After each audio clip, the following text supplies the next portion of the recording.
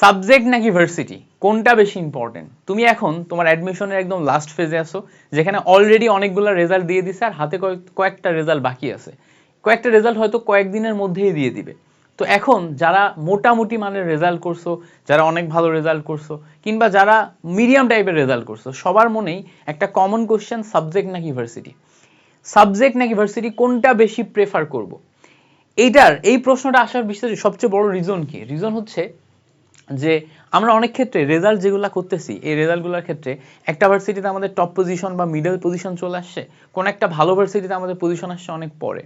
ফলে আমাদের ভিতরে একটা কনফ্লিক্ট চলে আসছে যে অমুক ভার্সিটি একটু দুর্বল হলেও, ভার্সিটির নাম একটু দুর্বল হলেও আমি হচ্ছে ভালো সাবজেক্ট পাচ্ছি। আবার অনেক ভার্সিটি অনেক মানে মোটামুটি বা অনেক ভালো ক্যাটাগরি, কিন্তু সাবজেক্টে আমি অনেক দুর্বল পাচ্ছি।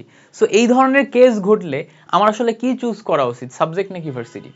এই কনফ্লিক্ট নিয়ে তোমাদের সাথে একটু আমার প্রিভিয়াস এক্সপিরিয়েন্স থেকে ডিটেল আলোচনা করতে চাই। দেখো, এই যে লাইনটা আমি লিখছি সাবজেক্ট নাকি ভার্সিটি, এটার কোনো এক লাইনে সলিউশন কারোর পক্ষে দেওয়া সম্ভব না। কেউ তোমাকে এক লাইনে সলিউশন দিয়ে বলে দিতে পারবে না যে তোমার সাবজেক্ট চুজ করা উচিত নাকি ভার্সিটি চুজ করা উচিত, কোনটার পিছে ছোটা উচিত। কেন পারবে না জানো? কারণ দুইটাই ইম্পর্টেন্ট, সাবজেক্টও ইম্পর্টেন্ট, ভার্সিটিও ইম্পর্টেন্ট। এইটা ডিপেন্ড করতেছে তুমি কোন সিচুয়েশনে আসো তার উপর, এবং অনেকগুলা ফ্যাক্টর বিবেচনা করার উপর।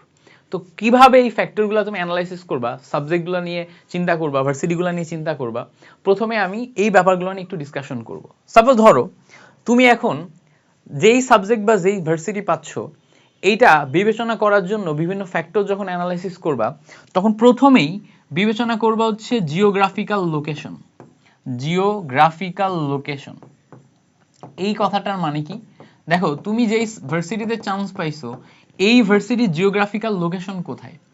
এটা কি একদম রিমোট মানে দেখা যাচ্ছে যে একদম গ্রামের মধ্যে অবস্থিত, যেখানে কোনো ফেসিলিটিস নাই, কোনো ভালো শহর নাই, বই পাওয়া যায় না, তারপরে হচ্ছে ইন্টারনেট কানেকশনের প্রবলেম আছে, তারপরে বিভিন্ন টাইপের প্রবলেম, ওখানে তুমি নিজের পায়েও দাঁড়াইতে পারবে না, একটা টিউশনও সুবিধা নাই, তারপরে হচ্ছে যে সব দিক দিয়ে পিছিয়ে যাবা, তোমার ওই ভার্সিটি থেকে শহরে যেতে, মেইন স্ট্রিম শহরে যেতে অনেক সময় লাগে। তাহলে ওই লোকেশনের চেয়ে এর চেয়ে বেটার লোকেশন হচ্ছে একটা মেইন স্ট্রিম শহর, সাপোজ ধরো খুলনার একদম প্রপারে, বা রাজশাহীর প্রপারে, রাজশাহীর একদম মেইন শহরে, কিংবা চিটাগংয়ের মেইন শহরের উপর যদি কোনো ভার্সিটিতে তুমি ভর্তি হও, কিংবা ঢাকাতে তুমি যদি ভর্তি হও, তাহলে এই লোকেশনের কারণে তুমি একটা আনফেয়ার অ্যাডভান্টেজ পাবা। যেমন ধরো ঢাকাতে যারা ভর্তি হয়, ঢাকার যে কোনো ইউনিভার্সিটিতে যারা ভর্তি হয়, তারা ঢাকার বাইরে যদি অন্য কোনো ভার্সিটিতে ভর্তি হইতো, তাহলে ঢাকায় থাকার যে সমস্ত অ্যাডভান্টেজগুলো আছে এগুলো তারা পাইতো না। এমন বলবো ভাই ঢাকায় থাকার অ্যাডভান্টেজ কি? ঢাকায় থাকার অ্যাডভান্টেজ হচ্ছে তুমি ঢাকায় থাকলে পড়াশোনার পাশাপাশি বাংলাদেশের সবগুলা টপ নচ প্রতিষ্ঠানের সাথে কানেক্ট হইতে পারবা। স্কিল বেস কোনো ফিল্ডে তুমি যদি আগাইতে চাও সেটা করতে পারবা।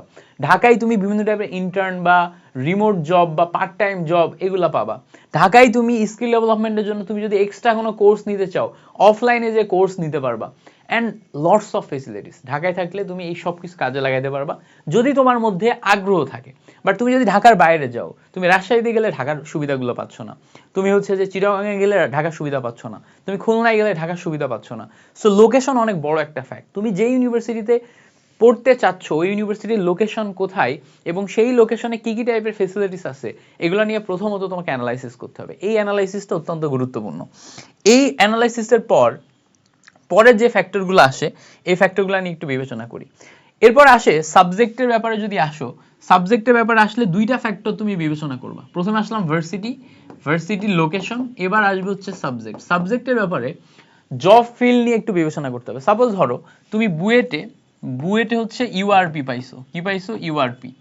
এবং তুমি হচ্ছে কুয়েটে সিএসসি পাইছো, কুয়েটে সিএসসি পাইছো। এখন তোমার জন্য হয়তো বুয়েটে পড়ার স্বপ্ন ছিল, যে তুমি তোমার নামের সাথে বুয়েট ট্যাগটা লাগুক। আবার তুমি হচ্ছে যে কুয়েটে সিএসসি পাইছো, তোমার সাথে সিএসসি ট্যাগটা লাগুক, এটাও তোমার স্বপ্ন ছিল। এখন তুমি কি করবা? বুয়েটের ট্যাগ তোমার জন্য বেশি ইম্পর্টেন্ট নাকি তোমার জন্য সাবজেক্ট বেশি ইম্পর্টেন্ট? তো এই টাইপের জিনিসপত্র যখন আসে, তখন ইউনিভার্সিটির ট্যাগ আসলে 4 বছরের জন্য কাজ করে সবচেয়ে বেশি। তুমি যখন ওই ইউনিভার্সিটিতে পড়াশোনা করবা, তখন ওই 4 বছর তোমার একদম বেসিক নাম হয়ে যাবে এই ইউনিভার্সিটির ট্যাগ। ধরো তুমি বুয়েটে চান্স পাইছো, বুয়েটে ওই 4 বছর তুমি বুয়েটের ট্যাগটা যে কোনো জায়গায় যে যদি পরিচয় দাও যে আমি বুয়েটে পড়ি, তখন দেখবা সবাই তোমাকে অন্য লেভেলে অ্যাকসেপ্ট করবে। তুমি কুয়েটে পড়ো, তোমাকে অন্য লেভেলে অ্যাকসেপ্ট করবে। তো এই জন্য ওই ইউনিভার্সিটির ট্যাগটা তোমার ওই 4 বছর সবচেয়ে বেশি কাজে দেয়। এরপরে তুমি যখন ওই ইউনিভার্সিটি থেকে পাশ করে জব মার্কেটে যাবা, সেখানে মানুষের ভিতরে একটা পারসেপশন থাকে। যেমন ধরো ইঞ্জিনিয়ারিং যে টপ 4টা আছে, বুয়েট, রুয়েট, কুয়েট, চুয়েট, এগুলা থেকে পড়াশোনা করে তুমি যে কোনো জায়গায় জব মার্কেটে যে যদি পরিচয় দাও যে তুমি রুয়েট থেকে পাশ করছো, কুয়েট থেকে পাশ করছো, বুয়েট থেকে পাশ করছো, কিংবা টেক্সটাইল ইঞ্জিনিয়ারিং ক্ষেত্রে বুটেক্স থেকে পাশ করছো, ওই জব ফিল্ডে বা ইন্ডাস্ট্রিগুলোতে একটা পারসেপশনই এমন থাকে যে আচ্ছা ও এই জায়গা থেকে পাশ করে আসছে মানে তো অনেক মেধাবী স্টুডেন্ট, অনেক ভালো পড়াশোনায় ভালো, এরকম একটা পারসেপশন তৈরি হয়। এই পারসেপশনটা তোমাকে হেল্প করে কি ওই জবটা দ্রুত পাইতে বা ওই জবে তোমার একটা অ্যাকসেপ্টেন্সি তৈরি করতে বা ওখানকার মানুষজনের তোমার প্রতি একটা রেসপেক্টের চোখে দেখতে হেল্প করে। সো এই ট্যাগটা তোমার ইউনিভার্সিটি 4 বছরের কাজে দিবে, এবং ইউনিভার্সিটি থেকে পাশ করে বের হয়ে যাওয়ার পর ডেফিনেটলি তুমি যখন ইয়াতে যাবা, জব ফিল্ডে যাবা, তখন এই ট্যাগটা কাজে দিবে। এবং এই জায়গার ক্ষেত্রে রুয়েট, কুয়েট, চুয়েট এই তিনটা হচ্ছে বুয়েটের ট্যাগটাকে ডেফিনেটলি বাংলাদেশে যেহেতু বুয়েটকে অন্য লেভেলে ধরা হয়, রুয়েট, কুয়েট, চুয়েটও ওই লেভেলেরই, বাট যেহেতু ওগুলো ঢাকার বাইরে এবং এটার মার্কেটিং ব্র্যান্ডিং একটু বেশি, তো সেই ক্ষেত্রে বুয়েটের ট্যাগটা একটু হলেও বেশি প্রাধান্য পায়। সাপোজ ধরো যে একদম সিমিলার, তোমারও যেই টাইপের যোগ্যতা আছে আরেকজন ক্যান্ডিডেটের সেম টাইপের যোগ্যতা আছে, সে বুয়েটের তুমি কুয়েটের, তো যদি দুজনের মধ্যে একজনকে চুজ করতে বলে ম্যাক্সিমাম ক্ষেত্রে বুয়েটের তোমার হচ্ছে প্রায়োরিটি বেশি দেওয়া হয়, বা দেখা যাচ্ছে যে পিক করার সময় তাদেরকে আগে নেওয়া হয়। এর কারণ হচ্ছে ওই যে ট্যাগের একটা ব্যাপার আছে। এখন দেখো দেখো পৃথিবী যেখানে অনেক আগাই গেছে, বাংলাদেশের এখানকার যে ইন্টারনাল জব ইন্ডাস্ট্রি এবং কালচার, সেখানে এই জায়গাগুলোতে এই ব্যাপারগুলো ঘটে, এই জন্যই এই জিনিসটা আমি বলতেছি। তুমি এখন ওয়ার্ল্ড স্ট্যান্ডার্ড বা বাংলাদেশের বাইরের পলিটিক্যাল কালচার থেকে শুরু করে অন্যান্য কালচারের সাথে তুলনা করলে হবে না, বাংলাদেশের জব এনভায়রনমেন্ট এটা ঘটে। সো সেই ক্ষেত্রে তোমার হচ্ছে ইউনিভার্সিটি ইম্পর্টেন্ট। এবার ইউনিভার্সিটির চেয়ে যখন তুমি সাবজেক্টকে প্রাধান্য দিবা, তখন সাবজেক্টকে দেখবা হচ্ছে ওই সাবজেক্টের জব ফিল্ড কি কি আছে। সাপোজ ধরো সিএসসির যে জব ফিল্ড, এই জব ফিল্ড অনেক বেশি বাংলাদেশে। সিএসসি, ত্রিপলি, মেকানিক্যাল, সিভিল, এইগুলা রিলেটেড জব ফিল্ড অনেক বেশি। অনেক বেশি মানে কি, ধরো যে সিএসসির কথা বলো, বাংলাদেশের যত প্রাইভেট ইউনিভার্সিটি আছে সব প্রাইভেট ইউনিভার্সিটিতে সিএসসি ডিপার্টমেন্ট আছে। সো তুমি যদি সিএসসিতে পড়াশোনা করে রেজাল্ট ভালো করো, যে কোনো প্রাইভেট ইউনিভার্সিটিতে সিএসসির টিচার হইতে পারবা। তারপরে চিন্তা করো বাংলাদেশের যত ফার্ম আছে, প্রাইভেট কোম্পানি বলো বা সফটওয়্যার ফার্ম বলো বা নর্মাল একটা সরকারি প্রতিষ্ঠান বলো, সেখানে কি কম্পিউটার স্পেশালিস্ট লাগে না? কারণ এখন তো সব টেকে চলে যাচ্ছে। তো ওই জায়গাতেই কিন্তু সিএসসি ব্যাকগ্রাউন্ডের ফিল্ড থেকে ইঞ্জিনিয়ার রিক্রুটমেন্ট হয়, বা এই ব্যাকগ্রাউন্ডের ফিল্ড থেকে বড় বড় পদে মানুষজন রিক্রুটমেন্ট হয়। তো দেখা যাচ্ছে যে যেহেতু সিএসসি হচ্ছে তোমার সফটওয়্যার রিলেটেড ফিল্ড, এই জায়গাগুলোতে প্রচুর পরিমাণে মানে সব কোম্পানিরই এখন দেখা যাচ্ছে যে এই সিএস রিলেটেড ফিল্ড থেকে মানুষ লাগে, সেখানে জব ফিল্ড অনেক হাই।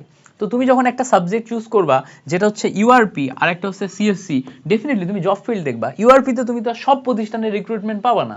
ইউআরপি মানে কি, ওই ইউআরপি সাবজেক্টে যেই হচ্ছে তোমার জবের রেঞ্জ ওটা অনেক কম, বাট সিএসসির জবের রেঞ্জ অনেক বেশি। তো সেই ক্ষেত্রে জব ফিল্ডটা দেখতে হবে।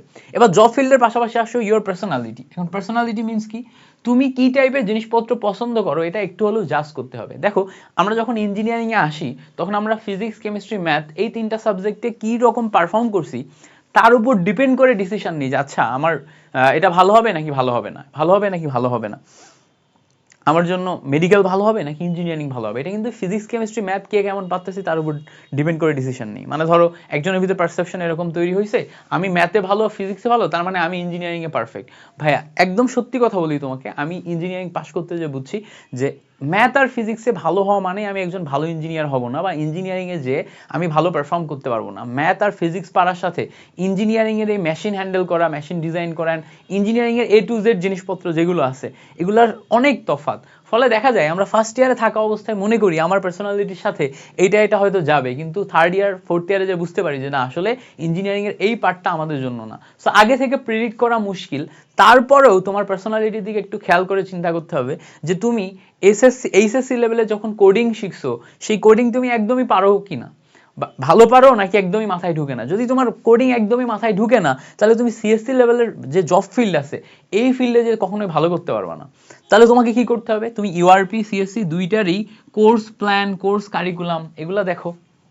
কোর্স প্ল্যান, কোর্স কারিকুলাম এগুলো যদি দেখো, তাহলে এইটা দেখে তুমি বুঝতে পারবা যে আগামী 4 বছর তুমি কি কি পড়বা, এই 4 বছরে যা যা পড়বে এগুলোর উপর ডিপেন্ড করে সামনে তুমি কি কি করবা, এগুলা থেকে পড়াশোনা করে কি কি জীবনে হওয়া যায় এগুলা তোমার পার্সোনালিটির সাথে মেলানোর পরে তুমি দেখো যে তোমার দিয়ে হবে কিনা। যদি হয় তাহলে গো ফর ইট, আর যদি না হয় তাহলে গো ফর দ্যাট। তার মানে কি, তুমি ধরো কুয়েটে ভালো সাবজেক্ট পাচ্ছ, বাট ওই সাবজেক্টগুলা তোমার পার্সোনালিটির সাথে যায় না, তাহলে কুয়েট চুজ করো না। বাট তুমি বুয়েটে হয়তো ভালো সাবজেক্ট পাচ্ছ না, কিন্তু ওই সাবজেক্টটা তোমার পার্সোনালিটির সাথে যায়, আবার বুয়েটের ট্যাগটাও তোমার কাজ করতেছে, তাহলে তোমার বুয়েটে যাওয়া উচিত। এখন আমি বুয়েট আর কুয়েট দিয়ে উদাহরণ দিলাম, বাট সেম ফর তুমি যদি বুটেক্সে আসতে চাও, বুটেক্স হচ্ছে টেক্সটাইল, তাহলে টেক্সটাইলে চিন্তা করো, এভাবে চিন্তা করো যে আসলে আমাদের বুটেক্স হচ্ছে টেক্সটাইল, টেক্সটাইলের যেই পরিমাণ জব অপরচুনিটিস আছে এই পরিমাণ জব অপরচুনিটিস কোথাও নাই। বাট তুমি যদি রুয়েট কুয়েট চুয়েট এটার সাথে বুটেক্সের ব্র্যান্ডিং এর চিন্তা করো, রুয়েট কুয়েট তারপর হচ্ছে চুয়েট, কিংবা তুমি ধরো বুয়েটের হচ্ছে যে ইউআরপি পাইছো, এগুলোর সাথে ব্র্যান্ডিং এর চিন্তা করো, এগুলাকে অন্য লেভেলে ব্র্যান্ডিং এর চিন্তা করা হয় টেক্সটাইল ফিল্ডের সাথে। তুমি যখনই টেক্সটাইলে পড়ার কথা বলবা, তখন এগুলার যে সম্মান তোমার একটু হলেও এখানে এই জায়গাগুলোতে একটু বেশি দেওয়া হবে, বাট বুটেক্সে দেওয়া হবে না। কিন্তু টেক্সটাইল ফিল্ডের মধ্যে বুটেক্স আমার নাম্বার ওয়ান। তুমি যখন টেক্সটাইলে ঢুকে পড়বা, তখন তোমার টেক্সটাইলে তো আর এখান থেকে কেউ রাজত্ব করবে না, এই জায়গাগুলো থেকে তোমার টেক্সটাইলে রাজত্ব করবে না। সাপোজ ধরো তুমি যদি কুয়েটের টেক্সটাইল আর বুটেক্সের টেক্সটাইল এই দুইটার মধ্যে কম্পেয়ার করো, ডেফিনেটলি বুটেক্স আগিয়ে থাকবে, তাই না? সবাই বুটেক্সটাকে প্রেফার দিবে। তাহলে এটা হচ্ছে যে মোর মানে সব ধরনের ইঞ্জিনিয়ারিং ইউনিভার্সিটি, এটা হচ্ছে স্পেশালাইজ টেক্সটাইলের ইঞ্জিনিয়ারিং ইউনিভার্সিটি। সো সেই ক্ষেত্রে টেক্সটাইল এটা নাম্বার ওয়ান, বাট বাকিদের সাথে এটা কম্পেয়ার করা যায় না। ওকে, তাহলে দেখো সম্মানের দিক দিয়ে, ব্র্যান্ড ভ্যালুর দিক দিয়ে, সাবজেক্টের দিক দিয়ে, তারপর হচ্ছে জব ফিল্ডার রেঞ্জ কেমন, ইচ অ্যান্ড এভরিথিং বিবেচনা করেই তোমাকে ডিসিশন নিতে হবে। এবার দেখো আমার খেয়াল করা আরেকটা ফ্যাক্টর তোমাদের সাথে শেয়ার করি।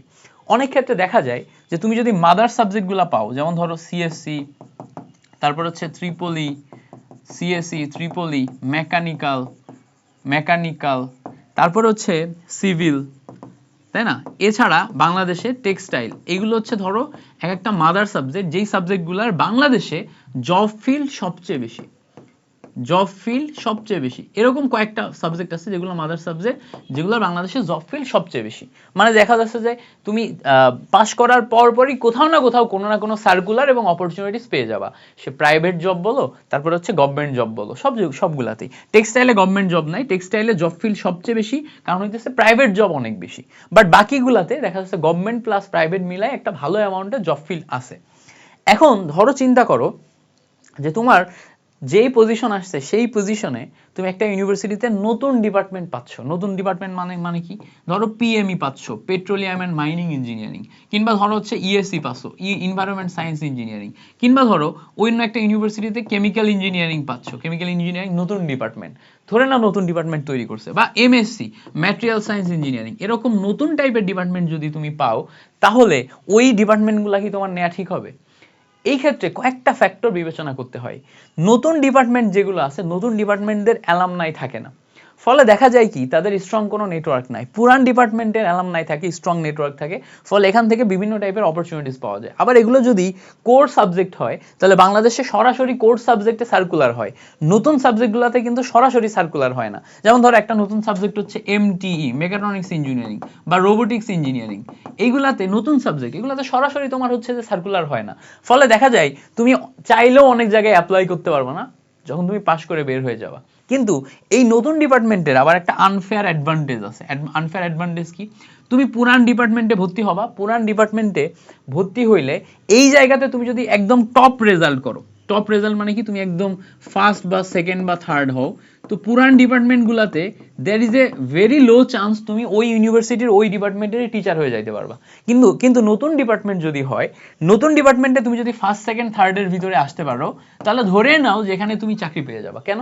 কারণ নতুন ডিপার্টমেন্টের ক্ষেত্রে যেই টিচারদের হায়ার করা হয়েছে এই টিচার সংখ্যা কম, এবং এখানে সামনে অনেক ব্যাচ আসবে, স্টুডেন্ট সংখ্যা বাড়বে, ধরো ফার্স্ট ব্যাচ, সেকেন্ড ব্যাচ, এরপর যখন থার্ড ফোর্থ ব্যাচ আসবে, স্টুডেন্ট সংখ্যা বাড়বে, তখন টিচারের বেশি প্রয়োজন হবে, তখন রিক্রুটমেন্ট তার সিনিয়র ব্যাচ থেকেই হয়। ইউনিভার্সিটিগুলা এখানে হচ্ছে তোমার ওই যে ব্লাড লাইন পিওর রাখে, মানে তাদের স্টুডেন্টকে বেশি প্রেফার করে, তাদের স্টুডেন্ট ওই ইউনিভার্সিটির প্রতি একটা আলাদা দরদ দেখায়, এই জন্য টিচার হিসেবে নেওয়ার সময় তাদের স্টুডেন্টকে বেশি প্রেফার করে। তো সেই ক্ষেত্রে তুমি যদি কনফিডেন্ট হও যে তুমি 4 বছর খুব ভালো মতো পড়াশোনা করবা, করে তুমি হচ্ছে যে এই ইউনিভার্সিটিতেই রেজাল্ট মানে ভালো রেজাল্ট করে টিচার হওয়ার মতো স্বপ্ন দেখবা, তাহলে তুমি নতুন ডিপার্টমেন্টগুলো চুজ করতে পারো। বাট এটা খুব রিস্কি একটা ডিসিশন, কারণ সবাই জিনিসটা মেনটেন করতে পারে না, ইউনিভার্সিটিতে রেজাল্ট করা এত সহজ না। ধরো তুমি এসএসসি এইচএসসিতে তোমার স্কুল কলেজে অনেক ভালো স্টুডেন্ট ছিলা, তুমি মনে করলা যে তুমি ইউনিভার্সিটিতে যেও ভালো করবা, ইউনিভার্সিটি কালচারের সাথে ম্যাচ নাও হইতে পারে, কোনো কোনো ক্ষেত্রে দেখা যাচ্ছে যে সব কিছু মিলায়ে তুমি ভালো করতে না পারো, এই জন্য এই জায়গাতে একটা রিস্কি ব্যাপার চলে আসে। তো এই ক্ষেত্রে দেখবা যে ডিপার্টমেন্টগুলা কোর ডিপার্টমেন্ট কিনা, কোর ডিপার্টমেন্টে জব সার্কুলার সবচেয়ে বেশি হয়। তো সেই ক্ষেত্রে কোর ডিপার্টমেন্টগুলোতে ভর্তি হওয়াটা তুলনামূলক মানে বেটার। আর যদি নতুন ডিপার্টমেন্টে যাও, নতুন ডিপার্টমেন্টে অ্যালামনাই থেকে শুরু করে অন্যান্য ফ্যাসিলিটিসগুলো কম পাবা, বাট একটা আনফেয়ার অ্যাডভান্টেজ পাবা, সেটা কি তুমি যদি টপ করতে পারো তাহলে ওই সাবজেক্টগুলোতে টপ করার কারণে তুমি হচ্ছে ওই আনফেয়ার অ্যাডভান্টেজ পাবা। কেমিক্যাল ইঞ্জিনিয়ারিং যেটা আছে এটা অনেক ক্ষেত্রে নতুন ডিপার্টমেন্ট হলেও এর জব ফিল্ড কিন্তু নতুন না, কারণ সারা বাংলাদেশে কেমিক্যাল ইঞ্জিনিয়ারিং এর সাবজেক্টই আছে খুব অল্প কিছু ইউনিভার্সিটিতে। ফলে দেখা যায় যে কেমিক্যালের যত ইয়াগুলো আছে, ইন্ডাস্ট্রিগুলো আছে, এই জায়গাগুলোতে রিক্রুটমেন্ট ওই অল্প জায়গাগুলোর ভিতরেই কম্পিটিশন হয়। আবার বাংলাদেশে যেহেতু ফার্মাসিউটিক্যাল অনেক বেশি, ফার্মাসিউটিক্যাল মানে ওষুধ কোম্পানি, ওষুধ কোম্পানিতে প্রচুর পরিমাণে কেমিক্যাল ইঞ্জিনিয়ারিং এবং কেমিস্ট ব্যাকগ্রাউন্ডের লোক নেওয়া হয়। ফলে দেখা যাচ্ছে কেমিক্যাল ইঞ্জিনিয়ারিং একটা আনফেয়ার অ্যাডভান্টেজ পায়, অন্য সাবজেক্টে হয়তো পাচ্ছে না। যেমন ধরো ইএসসিতে হয়তো পাচ্ছে না, বা এমএসসিতে হয়তো পাচ্ছে না, বা এমটিতে হয়তো পাচ্ছে না, পিএমই তো একদমই হচ্ছে তোমার জব ফিল্ড নাই বাংলাদেশে বলতে গেলেই। তো দেখা যাচ্ছে যে সাবজেক্টের জব ফিল্ডের উপর ডিপেন্ড করেও অনেক ডিসিশন তুমি নিবা। ওকে, তো এইসব ডিসিশনগুলা তোমাকে একটু চিন্তা ভাবনা করে নিতে হবে যে তুমি কি করবা না করবা না। তো এই কয়েকটা পয়েন্ট তুমি মোটামুটি মাথায় রাখতে পারো। আর হচ্ছে সাবজেক্ট নাকি ভার্সিটি, এই প্রশ্নে যদি আসো তাহলে আমাকে যদি বলো, আমি হচ্ছে যে রুয়েটে হচ্ছে আমার মেকাট্রনিক্স ইঞ্জিনিয়ারিং, তারপরে হচ্ছে কেমিক্যাল ইঞ্জিনিয়ারিং, এগুলো আসতো আমার যে পজিশন ছিল, আরও কয়েকটা ভালো সাবজেক্ট পাইতাম। তো আমি একসময় ডিসিশন নিয়েছিলাম যে আমি রুয়েটে যাব। পরে বুটেক্সে চলে আসার পর, ভালো পজিশন আসার পর, রুয়েটে আমার পজিশন 2200-র কাছাকাছি ছিল, 2200 সামথিং ছিল। আর হচ্ছে যে তোমার বুটেক্সে আমার পজিশন ছিল অনেক আগে, বুটেক্সে আমার পজিশন ছিল হচ্ছে 478। তো দেখা যাচ্ছে এই 478 পজিশন, আর এদিকে আমার হচ্ছে যে এখানে আমি ধরো প্রথম সাবজেক্টটা বাদে বাকি যে কোনো সাবজেক্টই পাইতাম 478 পজিশনে, আর এখানে আমি প্রথম 4টা 5টা আদার সাবজেক্ট বাদে বাকি সাবজেক্টগুলো পাইতাম। তো আমি হচ্ছে যখন ডিসিশন নিই, ইনিশিয়ালি চিন্তা করছিলাম যে আমি রুয়েটে যাব, পরবর্তীতে আমি আসলাম কোথায়, আমি আসলাম হচ্ছে বুটেক্সে। এখন বুটেক্স আসার পিছের লজিকটা কি আমি তোমাকে বলি। আমি সবসময় পাবলিক স্পিকিংয়ে ভালো, আমি মানুষের সাথে মিশতে পছন্দ করি। তো সেই ক্ষেত্রে আমার মনে হয়েছিল যে টেক্সটাইল ইন্ডাস্ট্রিতে গেলে আমার মতো পাবলিক স্পিকার যারা আছে, মানে যারা চাপাবাজি করতে পারে সোজা কথায়, তো তারা হচ্ছে একটা আনফেয়ার অ্যাডভান্টেজ পায় এবং তারা হচ্ছে ক্যারিয়ারে অনেক ভালো করে। তো আমি যেই ধরনের ব্যাকগ্রাউন্ড থেকে বিলং করি, আমার জন্য রোবোটিক্স বা ওই টাইপের সাবজেক্টে পড়াশোনা করে দেশের বাইরে ক্যারিয়ার করা একটা বিশাল লেন্দি প্রসেস।